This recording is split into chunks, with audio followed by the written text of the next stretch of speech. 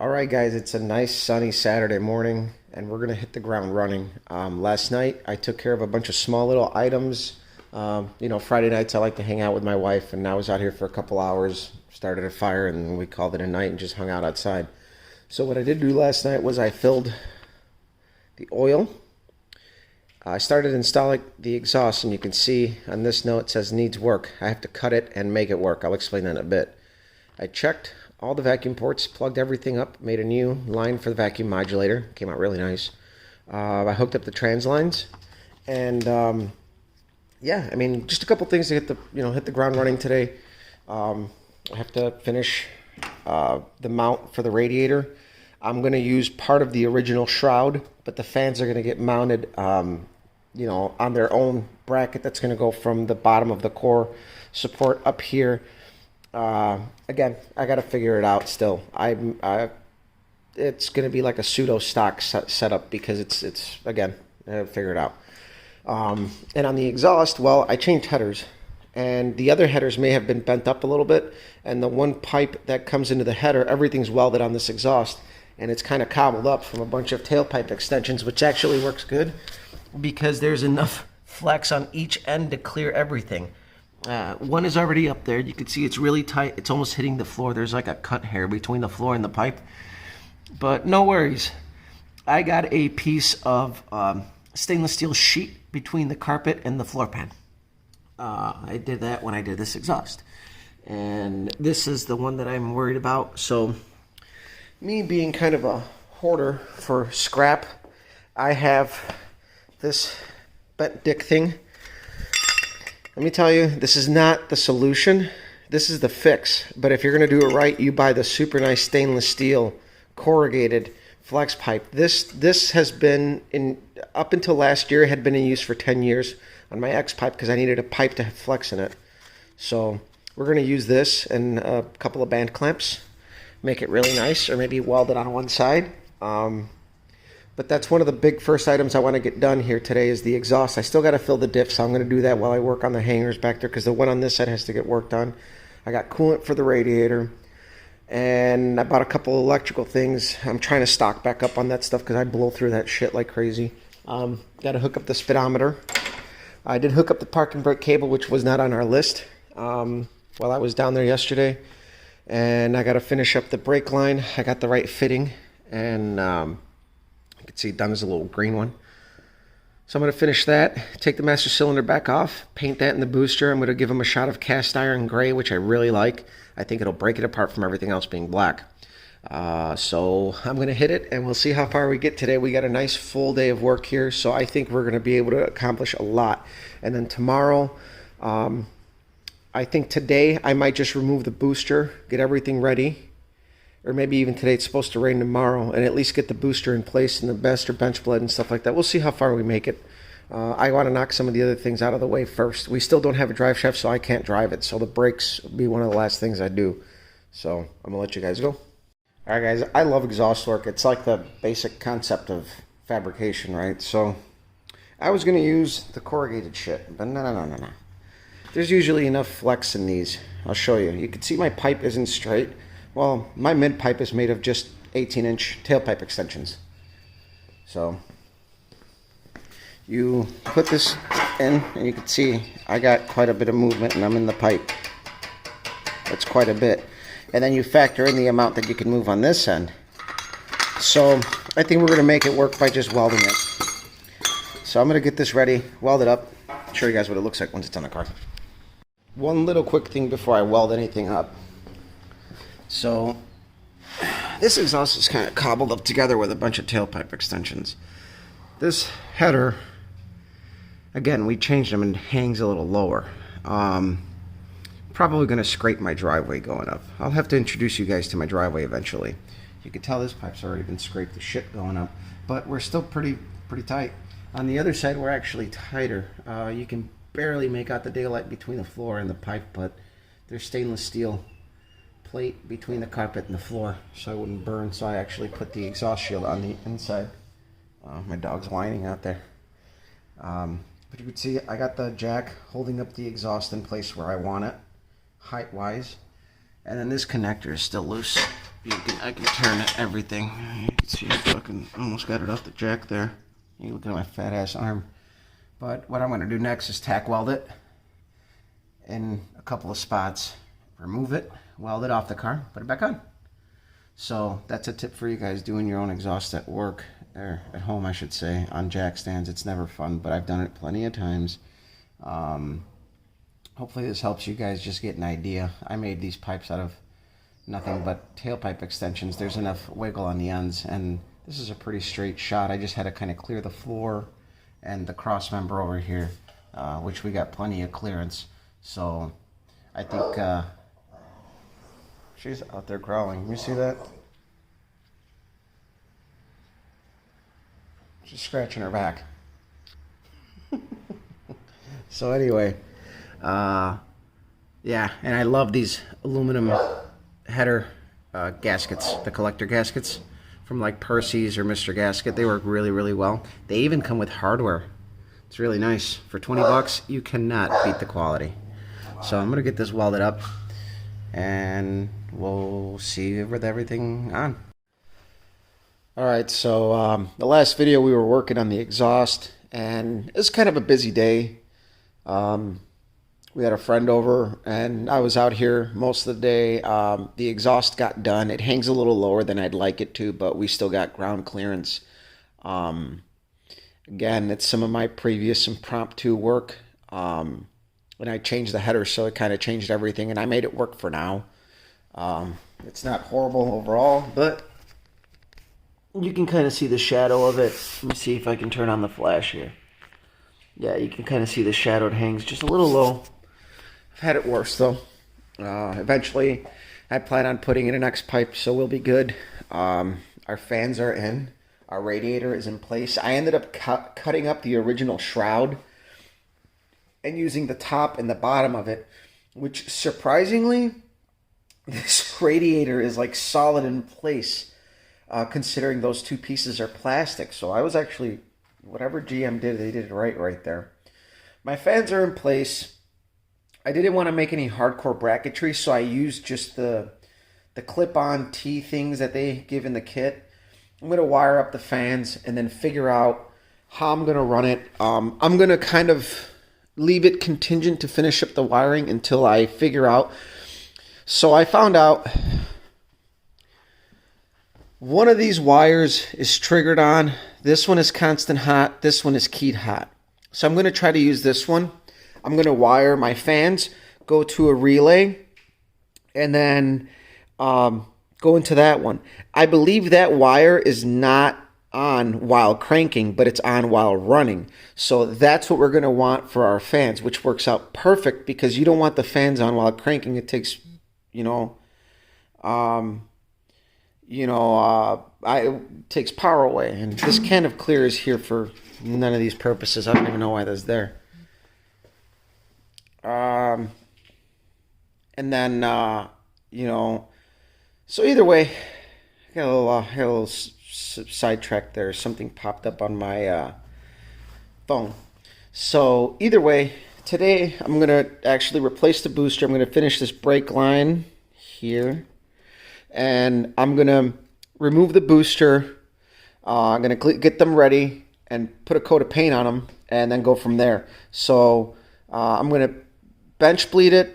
Or actually, before I even bench bleed it, I probably should paint them and tape this off. So I like the cover, how it looks. So I'm probably going to take off not only the cover, but the retainer, tape off the opening, get everything painted up, put the protective plugs back on there, and get it painted up along with the booster. But for now, what I'm going to focus on is wiring the tack, which isn't important, but it is important. And then wire up my fans. And while the paint dries for this stuff, we'll get that ready, have it ready. And really, that's all we really have left here. We don't got a lot left. I got, let's see, the things I'm going to get done today are circled. So wire fans, wire tack, install booster. Master cylinder, I got to bench bleed it. Bleed the brakes, which I'm going to do later. For now, it's going to be, well, I'm going to gravity bleed them and see what happens. And then if I need my wife to come out and help me, today she's busy, so she won't be able to help me. But it's not, doesn't need to get done right away. I don't even have a drive shaft, so I can't drive it anywhere. And then I got a bulb to install in the taillight, which I have. I actually just ordered tires, and I'm going to call during the week for our drive shaft. So really, we don't got a lot left, and I'm going to try to knock most of this out today. So we'll see how this goes. So our fans are done. Wiring came out pretty neat. Nothing, crazy. My relay's behind the fender. For now, I just got it tucked in back there. I got to figure out how I'm going to put it in, but I wanted it out of the way, readily accessible. Behind the fender's perfect. It's dry in there. So I ran a 4-pin relay, a 30 amp 4-pin relay. I got a 30 amp fuse in line from the battery source, which this is a constant hot. So I ran this lead, swooped it back through the fender. There's a 30 amp fuse in there, and then that's going to the relay. And then there's a signal wire going from our 12 volt source to turn it on from the cowl into the relay. The relay has its own ground. There's two here. Our fans have our own ground, which is also here. And then our positive into the relay to send power. And this is the perfect signal wire because when you turn the key on, the fans are on right away. But while you crank it, they shut off. So let's say we go in here. See if I can get this because this ignition switch is a little kind of wonky. It's 40 years old. You hear them die down. So, yeah, I'm not worried about bumping it over at the moment. There is oil in there and everything, but I don't want to do that too much because the engine's sat over the winter, so I know the bearings are kind of dry. I mean, there's still a film in there, but I am going to pre-lube the engine before I fire it up. I'm not going to fire it up today, but maybe next weekend when we're ready. We're going to, I want to tidy it up. I ordered my tires. Hopefully I get them maybe by the end of the week. And I'm going to order my drive shaft during the week. And then we're going to get some tires mounted. And everything will be ready. Pending breeding the brakes. We're going to breed the brakes. We're going to make multiple brakes. Now we got to bleed the brakes once I'm done with this. So I'm going to hit that next. And then we'll go from there, guys. Alright, guys. So I got the master cylinder bench bled. You might be asking yourself, what the fuck is going on here? So I went with the port plug method, which if you guys have ever bled master cylinder, there's two different ways of doing it. You can fill it until it trickles out of the, the ports for the flare fittings, and then cap them off with these flat port plugs. And then you start compressing the piston or plunger, whatever you want to call it, on the master cylinder until all the bubbles push out, and then you just end up getting a nice little stream, and that's it. You shouldn't get any more bubbles. The front was fine. The rear, I almost had it, but it had like a couple of bubbles that I couldn't get out of it. So I took out the port thinking, it is a nylon port plug. The threads might be a little wonky, so I put this on here. And with this method I did, which is just a vacuum cap and your conventional hose style fitting, I got it down to like 2 little bubbles, but it still bugged me. Normally, people probably would have said, it's fine, you'll push them out later. Me, no. I've dealt with shit like this before, and if I can't get the bubbles out, then something's going on with the seals here. So I grabbed the different one, which is actually over here. I use this one. This is just to cap it off until I get it in the car. And I looped my hose in there. And finally, after about 20 minutes of that, I got all the bubbles to come out. No more bubbles. So it took some work. And I've never done it with the port style process. I've always used the hoses. So I think that made it a little harder too. Because now you're really pressurizing the system with this. And these are nylon threads. So if there's anywhere that air can come in, it'll find it. With the hose style, the only area that's really getting pressurized is the chamber with the fluid. So bear with me here. This might not make sense, but if you're pressurizing against this and you have a leak here, air is going to find its way in. If you have a leak in the air, in the fluid, it's not going to do anything because it'll be a bubble. And it won't let anything else in besides fluid. So eventually, once the bubbles are gone, all you're drawing in is fluid versus air if you pressurize this end.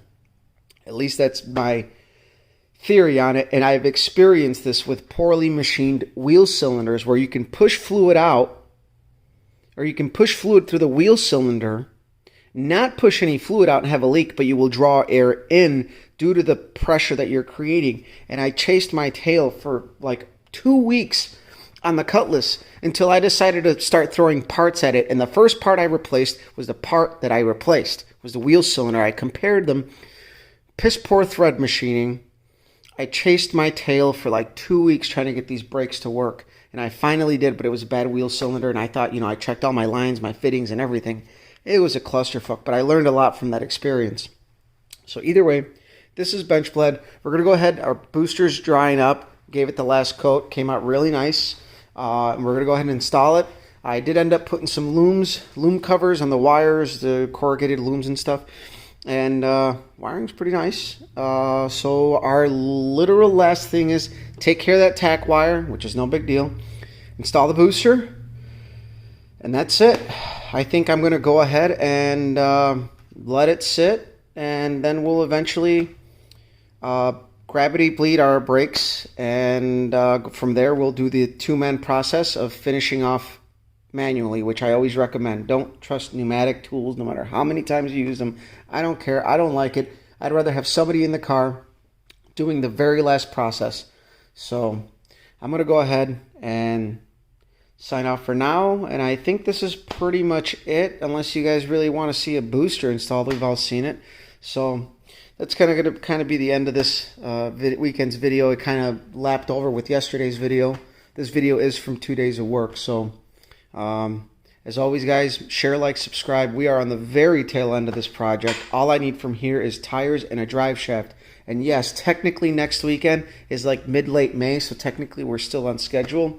But I'm not going to rush it. If something comes up, we're going to address it. But of now, I filled the oil. We don't have any leaks at the oil pan, which right now we're not going to see really because it's not running. I haven't filled the trans, because I'm going to do that once we're ready to move it, because otherwise you fill up the transmission with all that fluid and it just sits there.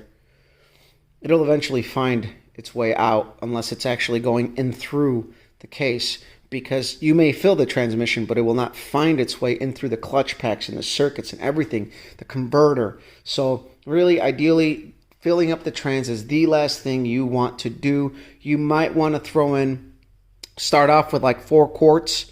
Fire it up, once it gets fired up, add a little bit more, until you get there, which with a stock converter, about 12-inch converter, you're going to be about 12 quarts in on this setup, 13 sometimes, depending on the size. But you figure you put 10 in there and you start topping off from there. But I like to gradually do it, because if you just fill the case with what's needed, you're either going to go out the dipstick, out the vent tube, or you're going to find something where it's going to leak out because it's overfilled to where it's supposed to be, because it hasn't found its way through the case. So, yeah, guys, it was a really productive weekend. We're really, really close. I'm really excited. And then I had a change of mind on the olds. I think I'm just going to replace my intake gaskets, and we're going to go racing. And then we're going to make a couple passes. We're going to make one last effort at trying to click off an 1170. And if we do, great, the motor's coming out. If we do, great, motor's still going to come out. But this has to get done first, and the motor's going to get pulled out for maintenance purposes. I want to look at what the bearings look like in there. I built the motor. I have to question my work to a certain degree where something changed very minutely in my oil pressure, and it could be just wear and tear, or it could be something going wrong. But at this point, the motor's running good, and it's cheap insurance to pull it out, inspect it, see how everything's holding up. If something needs to get addressed at this point, I don't think it'll be severe. And from there, we're going to put it back in. So hopefully, and it'll work out, because we're going to need some downtime with this. I really want to spend time on this on the road with my wife, getting her ready to go down the track, getting her comfortable. If we got 2 cars and I'm excited to go to the track, it won't work out. I got to get her comfortable until she can fend for herself out in the wild. And then I can get back to my stuff, which is cool. That's actually like a really good plan. I thought about it the other day, and it actually works out perfect, because I get easily distracted. As if you guys have probably seen on these videos, I go from like, 1 sheep, 2 sheep, 1 squirrel, 2 squirrel, hey, Macarena. That's usually like my mindset. So again, share, like, subscribe, hit the like button, hit the subscribe button, share, tell your friends. This is almost done. We are on the tail. We're at the middle of the 5th month of this. And if you think about it, little over 2 months ago, like 2 months in a week, the body was still off the frame. So we're moving along here. Granted, we didn't do any major like suspension overhaul on anything because everything's still pretty new. We did do some major overhaul in the rear, but the front was good. And so yeah, we'll sign off. Pretty happy with how everything's been going. It's raining today, not as nice as yesterday, but we're making the best of it.